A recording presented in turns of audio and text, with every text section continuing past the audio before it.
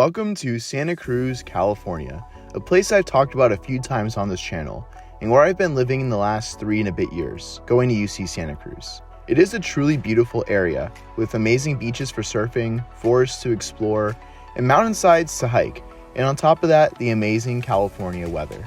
From the city side of things, there is a lot to appreciate. The UCSC campus is stunning, the mix of Victorian and classic California beach houses are charming, and the central part of town is genuinely enjoyable to walk around, whether you're on West Cliff, the boardwalk, or above all else, the historical downtown.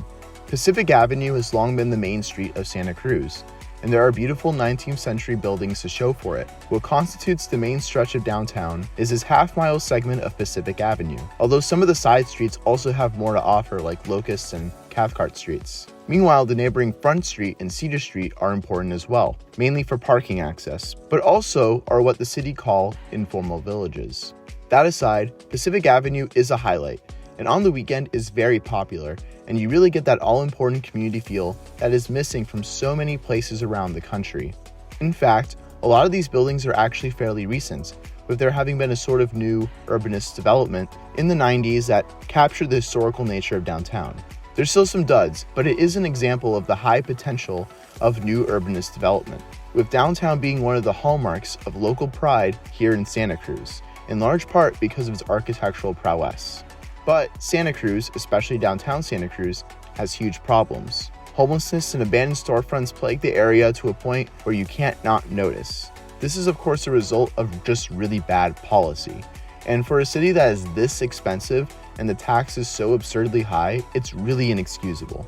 Santa Cruz isn't necessarily addressing the social and economic policies that would more directly tackle the issue of homelessness and being unfriendly to businesses, but it is taking an alternative approach of redeveloping downtown by filling in some gaps with mixed-use structures. The city actually released plans for this redevelopment way back in 1991, and some of these drawings and ideas are actually pretty cool. Here's a triangular intersection of Mission, Pacific, and Front Streets being turned into a plaza across from the town clock, which looks amazing. And here's a drawing of Pacific Avenue being fully pedestrianized and being the new location of the farmers market, rather than on a parking lot like how it is now. But this plan outlines mixed-use redevelopment within this zone, where there is surface parking or low-height buildings. And it states the benefits that this will have on local businesses in the area by having more residents downtown, as well as making downtown more tourist-friendly. So maybe this will help with the abandoned storefront problem. Michael Diamant has also talked about the idea of bringing over middle and higher income residents into an area to force more policing over homelessness and crime, meaning these developments will attract people that will demand safer, cleaner streets, whereas those demands simply don't exist right now in a lot of downtown from the lack of mixed-use zoning, creating these dead zones, especially at night. So maybe this can all change for the better. But yes, these plans are from 1991, and they still haven't materialized. Folks, welcome to California, where things take a really, really long time. Feel free to add California high-speed rail, LA Metro, and a whole lot more to the list. But the city pretty obviously has not abandoned these plans. In fact, they've actually expanded them to include the southern side of downtown, hoping to close the gap between downtown and the beach area to help bring more tourists into the city, as well as building a proper arena and surrounding area for the Santa Cruz Warriors G League team. And so, after 30 years, things are finally starting to move forward. And on the website, Choose Santa Cruz, you get this really great interactive map of the specific projects that are now happening. As of now, there are these 2 complexes that are nearing completion, covered by number 1, 3, and 8. Combined, they will provide 340 residential units, so potentially over 1,000 people, as well as commercial space on the ground level, to parts of downtown that were either surface parking or with inefficient land use. Principally, I am a fan of what's going on here, though I will say it, the new developments are unnecessarily ugly, and I really don't get it.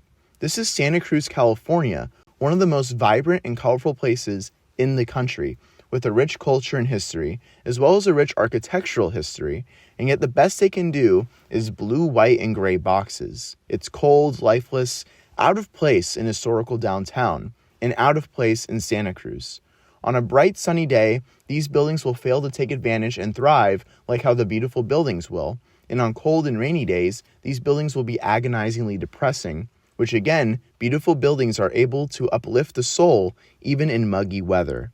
This is something that Michael Diamond has talked about in regards to the modernist developments in Oslo, Norway, and the same sort of effect is happening here with these new buildings. It's just so unfortunate that when there's finally some great downtown development, that it has to come in the form of buildings that look like this.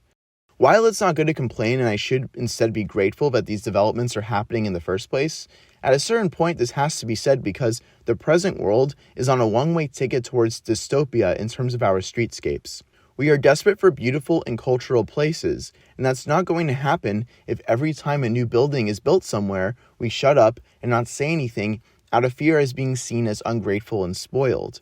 We've seen the negative impacts of such development, especially in Europe. This is why Paris, for example, is now replacing a lot of its modernist suburbs with more traditional ones. And it seems inevitable that this will have to happen in Santa Cruz, but also everywhere else where development falls along these lines. And I'm saying let's save the hassle and do it right from the start. Demanding beauty should be seen in the same way as demanding truth. It is essential for human flourishing, and Santa Cruz adding ugly modernist buildings to its downtown is a problem, even if the idea of new developments on paper are good and necessary.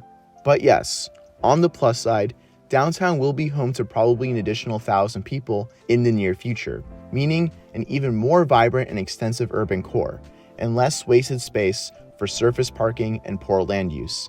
And this is all extremely positive. On top of this, Santa Cruz Metro, the bus service, has gone through serious improvements over the last few months, with new buses, lines, and more frequent surface patterns. And this bus-only lane just put in on Front Street. So Santa Cruz is obviously banking on a lot of these residents using the bus quite frequently. And I'm sure there'll be some ridership gains, especially from students that live in the new apartments. But these changes are also prep for project number 7, the transformation of the current transit center. The transit center actually just closed, and good because this area is actually really ugly and sketchy. And this is what's coming to replace it. And there's actually a lot to like here. While still modernist, it is far superior to the previous developments we talked about, and the clock screen concept looks pretty cool. Again, I just wish the building was a bit gentler with more respect to historical aesthetics and craftsmanship, but this is an amazing upgrade.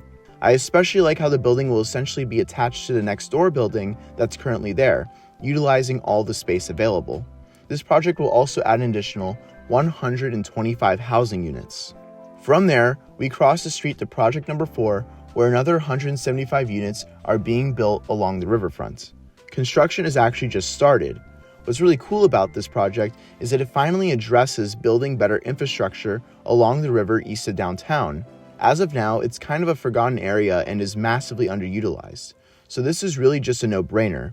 And while I'm not really a fan of these buildings, although I do appreciate this white one here more than the others, the pedestrianization on the street level looks great, and I can't wait to get lunch along the riverbank at some point in the near future. Project number 9 is supposedly going to be a hotel, also along the river next to project number 4, but is still in the design phase, although these renderings do exist. And this will be a welcome upgrade to the sketchy lot that currently occupies it. But again, more of the same modernist square style. Much of the same could be said about project number 5, that is also supposed to bring in 276 units along the river. However, it was supposed to have broken ground over a year ago, and the project page just comes up with a 404, so this perhaps isn't going to be happening. Project number 10 is replacing the current surface lot adjacent to Pacific Avenue and on Cedar Street, and this is going to be a modernist library along with 124 housing units. This is probably my least favorite design out of all the projects because it is literally metal, concrete, and glass. But of course, an upgrade to surface parking. And then we have a design as a part of the downtown extension plan that was only recently added, and by far my favorite so far. It will turn this complete dead zone and waste of high-value land with a 233-unit apartment complex and is designed to, quote, activate the Center Street area, creating a new commercial and pedestrian center right between downtown and the beach. And the complex looks beautiful, being Spanish colonial in style with some great tiling and roofing tying it all together. It's hard to imagine this part of town becoming a new commercial center, but I'm all here for it. And lastly, you have a new hotel coming to the beach, quote, upgrading the historical La Bahia that has been here since 1926, and it looks pretty good actually. And so those are the new developments coming to Santa Cruz downtown in the near future. and in total this will add 997, call it 1,000, housing units, housing potentially thousands of people, and with social housing being incorporated into many of these projects from mixed income backgrounds. So, what to expect from here? Well, according to the Southern Downtown Expansion Plan that will likely follow these developments, we can expect a further 1,600 housing units to be built, including more riverfront development. There is also this page that discusses how the current library across the street from the City Hall is now obviously having its future being planned out, with the library moving to Cedar Street. So, expect to see some further developments even beyond the limits of the original boundaries of the downtown project. We just have to remember that this is all going to be a very, very slow process, unfortunately, with how infamously inefficient California is. But the willingness of Santa Cruz to actually go through with these projects is really exciting. And with housing demands throughout the country going up and cities and towns looking to redevelop their likely fractured urban core, expect to see more places doing this kind of stuff. Will this turn out to work in Santa Cruz's favor? Only time will tell.